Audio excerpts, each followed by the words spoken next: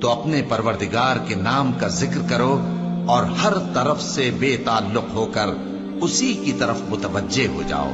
وہی مشرق اور مغرب کا مالک ہے، اس کے سوا کوئی معبود نہیں، تو اسی کو اپنا کارساز بناؤ۔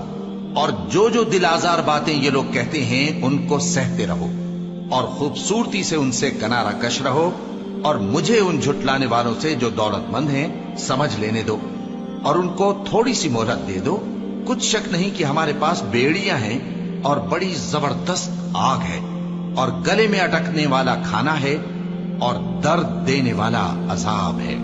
جس دن زمین اور پہاڑ کانپنے لگیں اور پہاڑ ایسے بھربھرے ہو جائیں گے جیسے ریت کے ٹیلے، اے اہل مکہ، جس طرح ہم نے فرعون کے پاس موسیٰ کو پیغمبر بنا کر بھیجا تھا، اسی طرح تمہارے پاس بھی محمد صلی اللہ علیہ وآلہ وسلم ایک رسول بھیجے ہیں جو تمہارے مقابلے